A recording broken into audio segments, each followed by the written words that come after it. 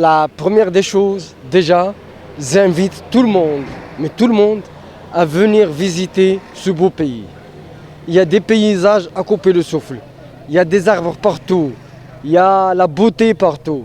Déjà, de un. De deux, avec cette foule de chevaux, je me trouve quoi. Je suis dans mon bain. Ayez prudence. Nous, on roule toujours à une petite vitesse. On est contre les grandes vitesses. Déjà, si on parle d'amour, le plus grand amour dans mon cœur, c'est l'Afrique. Je suis un Africain et j'aime l'Afrique. Ça, c'est le premier amour.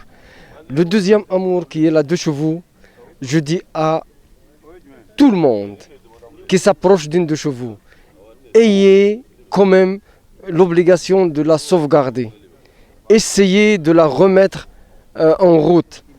On essaie à chaque fois qu'on a trouvé une deux chevaux de la remettre sur pied et la remettre dans les routes, parce que c'est vraiment pas une voiture, c'est un art de vivre. Essayez de comprendre. Et toute personne qui n'a pas essayé la deux chevaux ne peut pas comprendre ce que je dis. C'est un plaisir pour moi de rappeler aux gens chaque fois que je suis le premier créateur de club de deux chevaux au Mali. Toujours le plaisir d'aller en deux chevaux, cette belle nature qui est là, qui nous entoure. C'est sortir en deux chevaux, vraiment, ça fait oublier les stress, ça fait du bien, effectivement. Toujours, c'est des sentiments de satisfaction. La deux chevaux, c'est comme on l'a dit, c'est écrit là-dessus presque derrière toutes les voitures. Ce n'est pas une voiture, c'est un art de vivre. Et chaque fois que quelqu'un voit une deux chevaux, ça lui rappelle sa jeunesse, son enfance. Mon père en avait, moi-même j'allais à l'école à l'intérieur d'une deux chevaux, ainsi de suite. Donc la deux chevaux fait partie même de notre vie. Ça fait partie de la culture africaine maintenant. Voilà, ce n'est pas au Mali seulement, c'est un peu partout, au Sénégal, au Burkina, au Niger, ainsi de suite. Ça fait partie de la culture africaine.